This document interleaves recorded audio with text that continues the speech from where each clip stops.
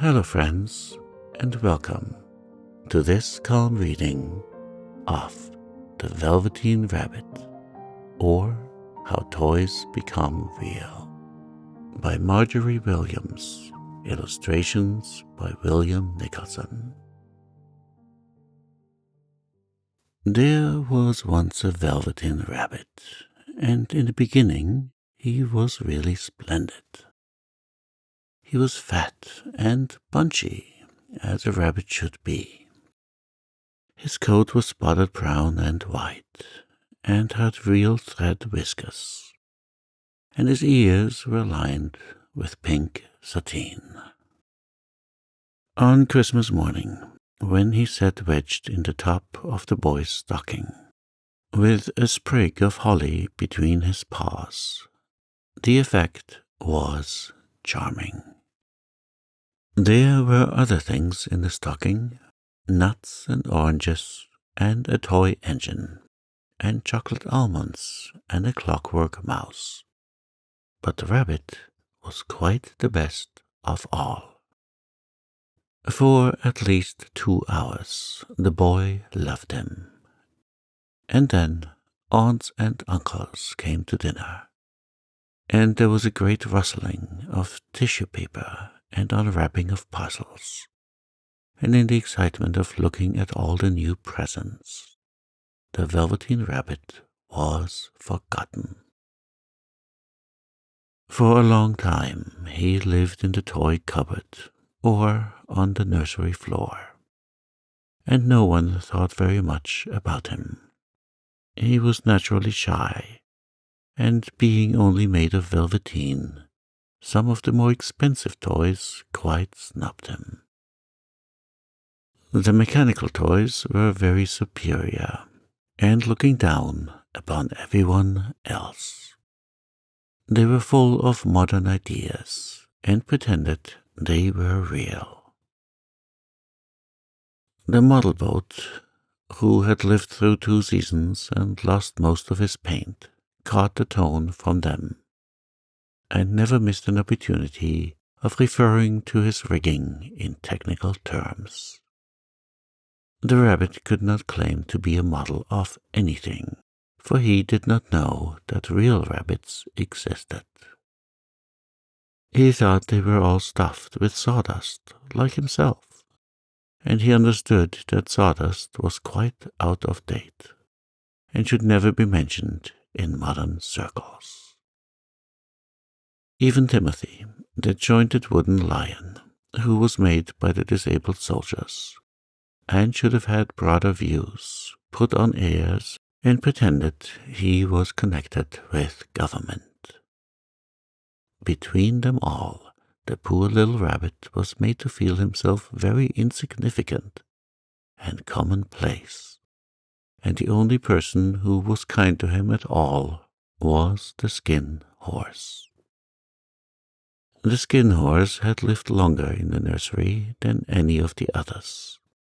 He was so old that his brown coat was bald in patches, and showed the seams underneath, and most of the hairs on his tail had been plucked out to string bead necklaces.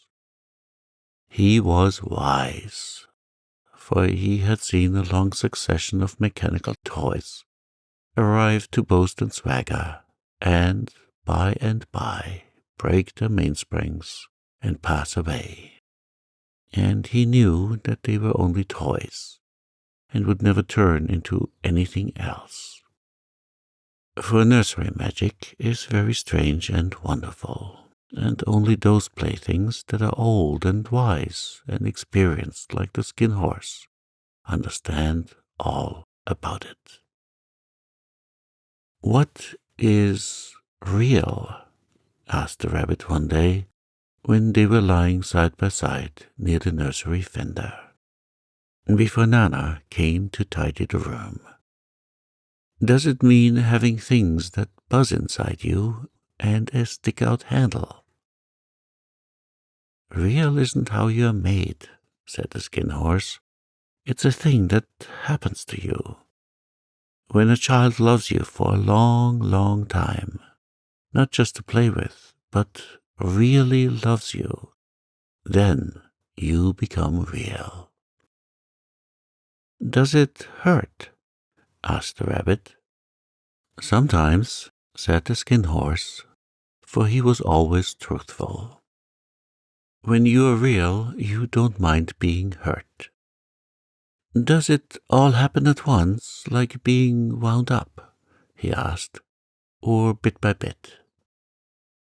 It doesn't happen all at once, said the Skin Horse. You become. It takes a long time.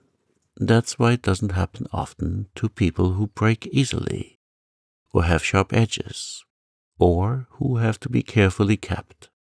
Generally, by the time you are real, most of your hair has been loved off, and your eyes drop out, and you get loose in the joints and very shabby.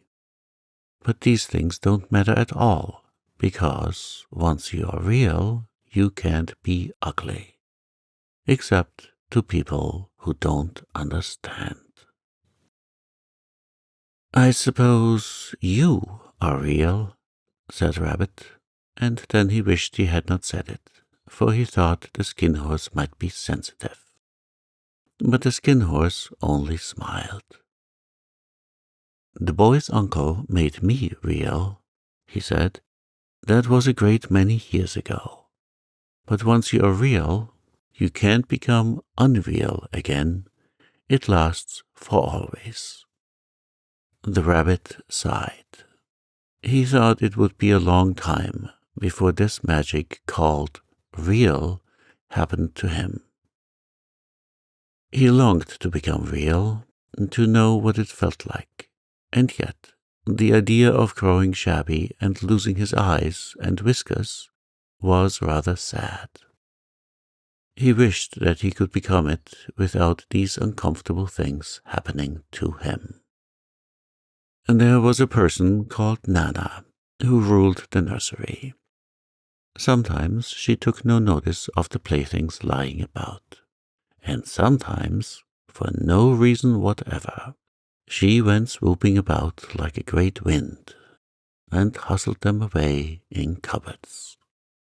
She called this tidying up, and the playthings all hated it, especially the tin ones. The rabbit didn't mind it so much, for wherever he was thrown, he came down soft.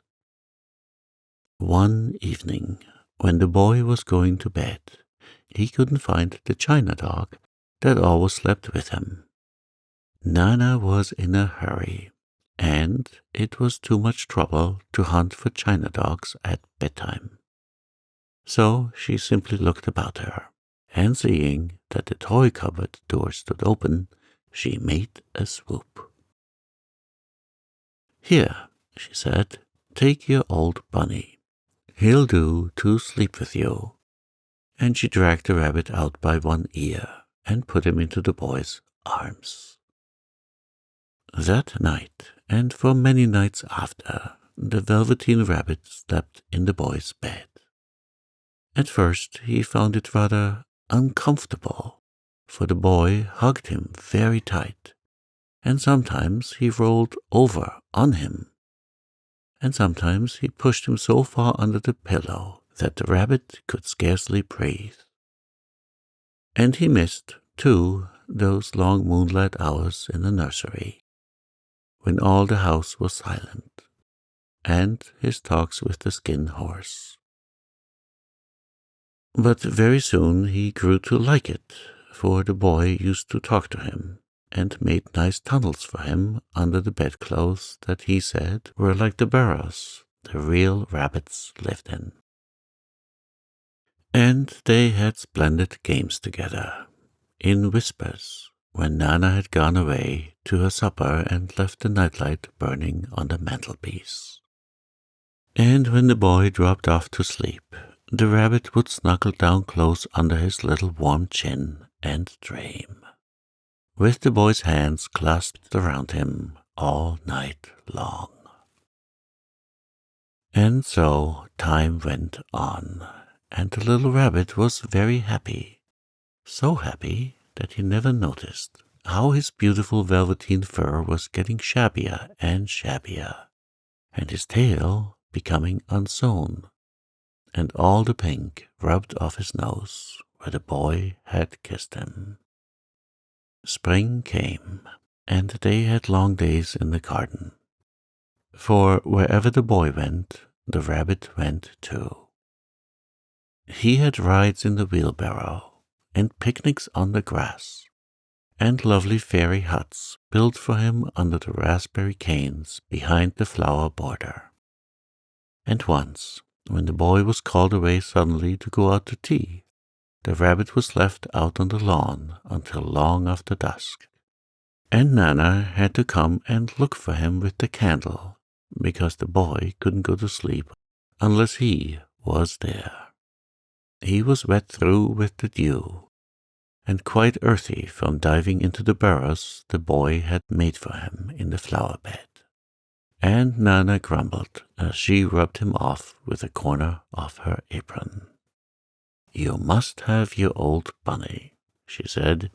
"Fancy all that fuss for a toy." The boy sat up in bed and stretched out his hands. "Give me my bunny," he said. "You mustn't say that. He isn't a toy. He's real."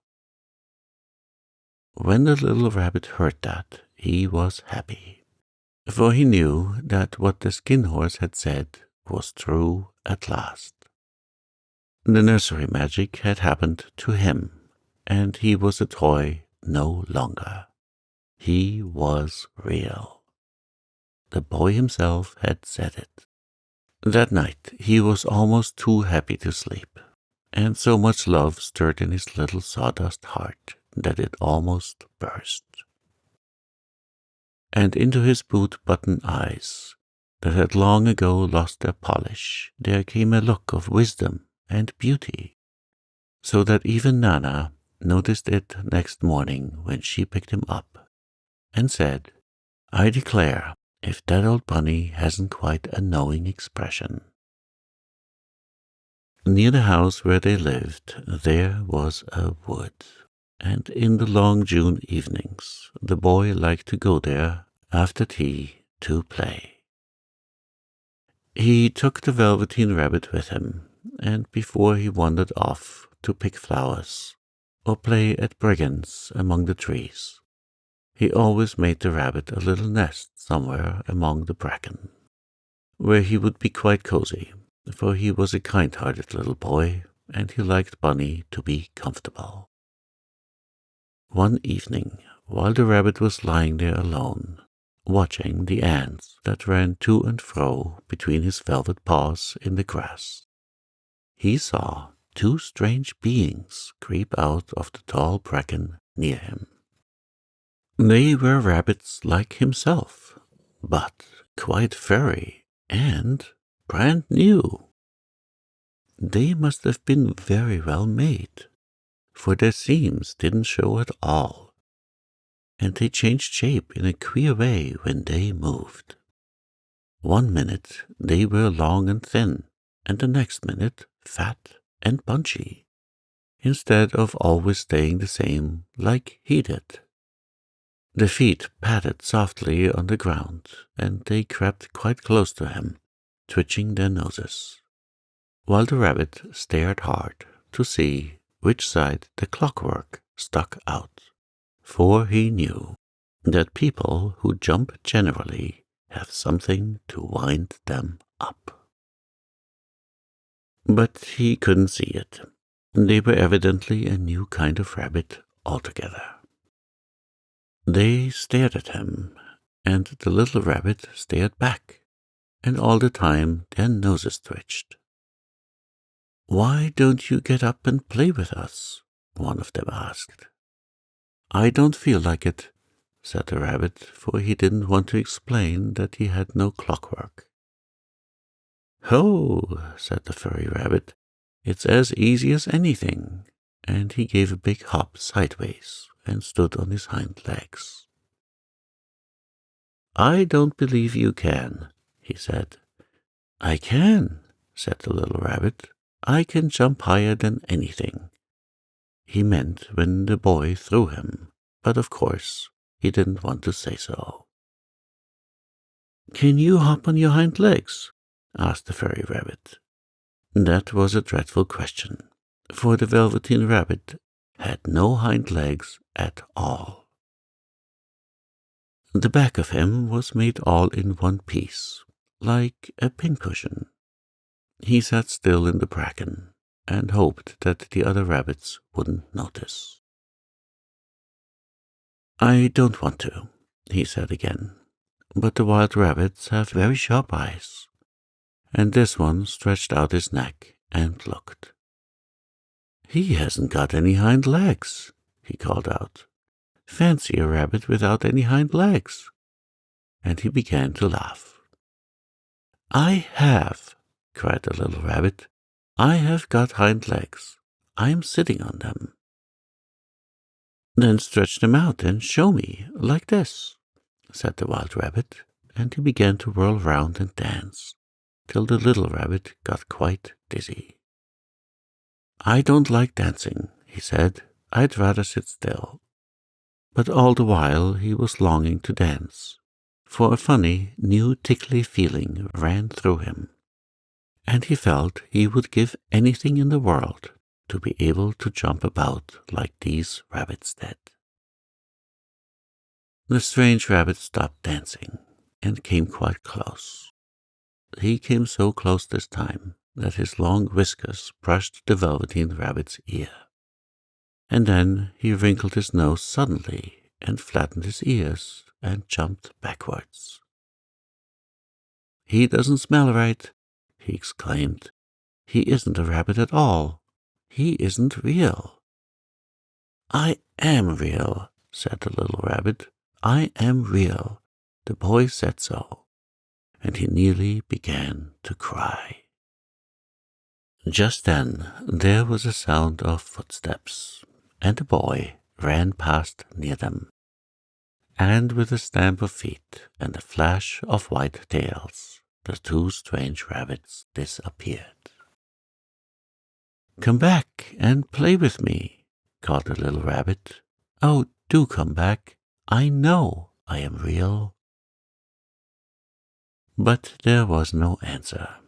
Only the little ants ran to and fro, and the bracken swayed gently where the two strangers had passed. The Velveteen Rabbit was all alone. "Oh dear," he thought, "why did they run away like that? Why couldn't they stop and talk to me?" For a long time he lay very still, watching the bracken and hoping that they would come back. But they never returned, and presently the sun sank lower and the little white moths fluttered out, and the boy came and carried him home. Weeks passed, and the little rabbit grew very old and shabby, but the boy loved him just as much. He loved him so hard that he loved all his whiskers off, and the pink lining to his ears turned grey, and his brown spots faded. He even began to lose his shape, and he scarcely looked like a rabbit any more, except to the boy. To him he was always beautiful, and that was all that the little rabbit cared about. He didn't mind how he looked to other people, because the nursery magic had made him real. And when you are real, shabbiness doesn't matter. And then one day the boy was ill. His face grew very flush, and he talked in his sleep, and his little body was so hot that it burned the rabbit when he held him close. Strange people came and went in the nursery, and the light burned all night, and through it all the little Velveteen Rabbit lay there, hidden from sight under the bedclothes. And he never stirred, for he was afraid that if they found him, someone might take him away. And he knew that the boy needed him. It was a long, weary time, for the boy was too ill to play, and the little rabbit found it rather dull, with nothing to do all day long. But he snuggled down patiently, and looked forward to the time when the boy should be well again, and they would go out in the garden amongst the flowers and the butterflies, and play splendid games in the raspberry thicket like they used to do. All sorts of delightful things he planned, and while the boy lay half asleep, he crept up close to the pillow and whispered them in his ear. And presently the fever turned, and the boy got better. He was able to sit up in bed and look at picture books, while the little rabbit cuddled close at his side. And one day they let him get up and dress. It was a bright, sunny morning, and the windows stood wide open.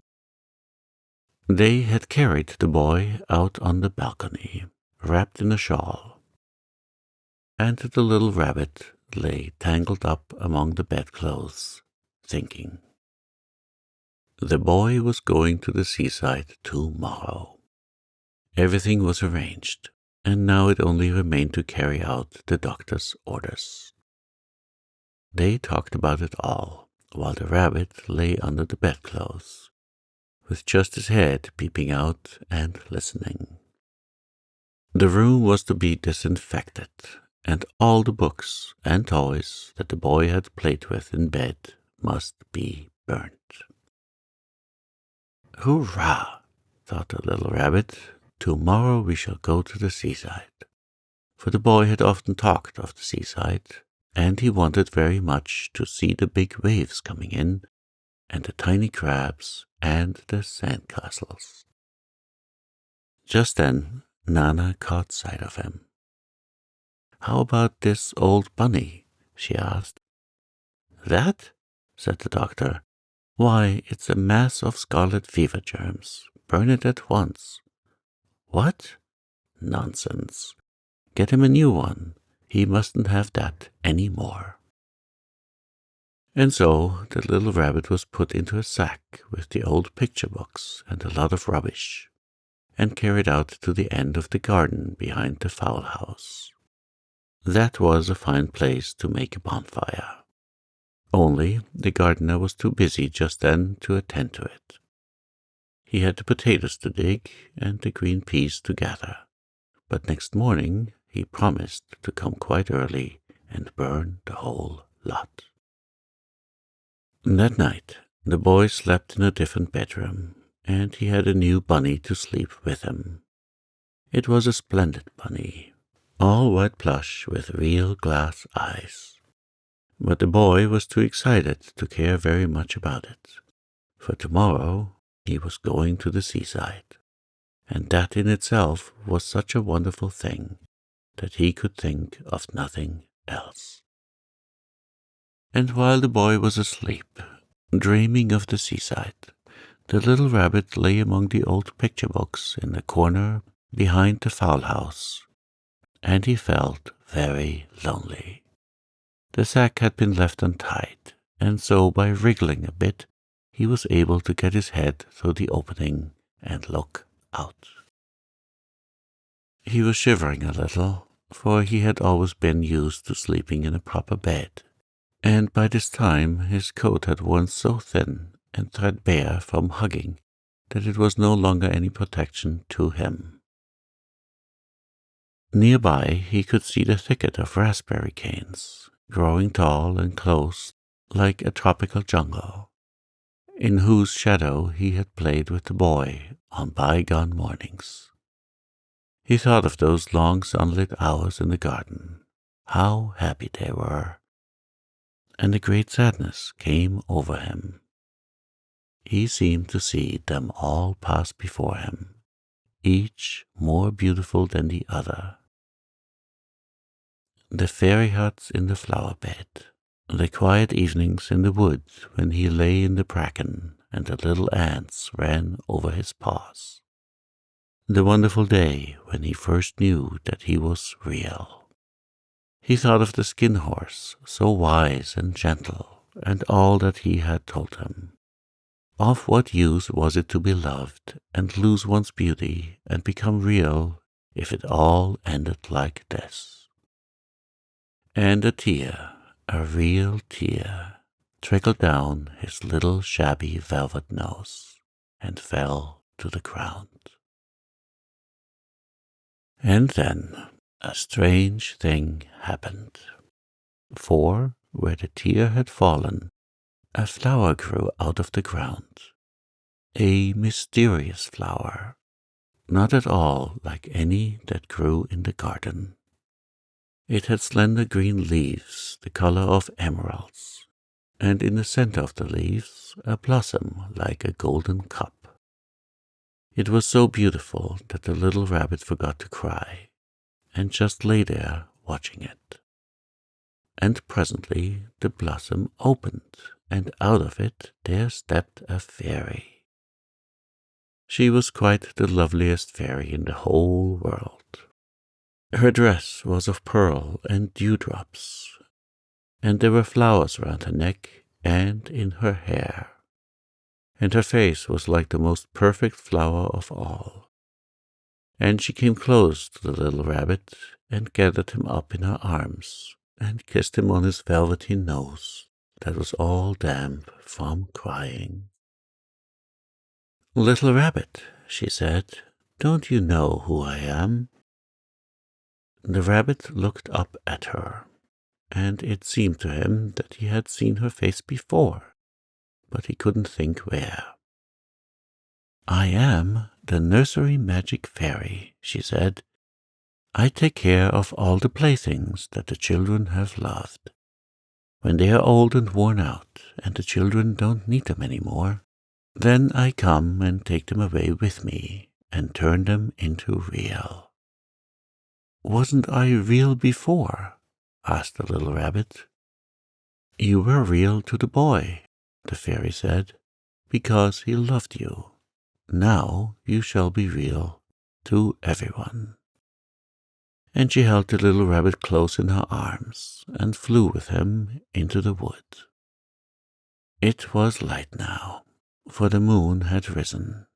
All the forest was beautiful, and the fronds of the bracken shone like frosted silver. In the open glade between the tree trunks, the wild rabbits danced with the shadows on the velvet grass. But when they saw the fairy, they all stopped dancing and stood round in a ring to stare at her. "I've brought you a new playfellow," the fairy said. "You must be very kind to him and teach him all he needs to know in Rabbitland, for he is going to live with you forever and ever." And she kissed the little rabbit again and put him down on the grass. "Run and play, little rabbit," she said. But the little rabbit sat quite still for a moment and never moved. For when he saw all the wild rabbits dancing around him, he suddenly remembered about his hind legs, and he didn't want them to see that he was made all in one piece. He did not know that when the fairy kissed him that last time, she had changed him altogether. And he might have sat there a long time, too shy to move, if just then something hadn't tickled his nose, and before he thought what he was doing, he lifted his hind toe to scratch it. And he found that he actually had hind legs. Instead of dingy velveteen, he had brown fur, soft and shiny. His ears twitched by themselves, and his whiskers were so long that they brushed the grass. He gave one leap, and the joy of using those hind legs was so great that he went springing about the turf on them, jumping sideways and whirling round as the others did. And he grew so excited that when at last he did stop to look for the fairy, she had gone.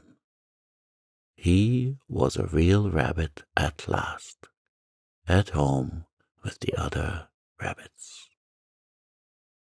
Autumn passed and winter, And in the spring, when the days grew warm and sunny, the boy went out to play in the wood behind the house.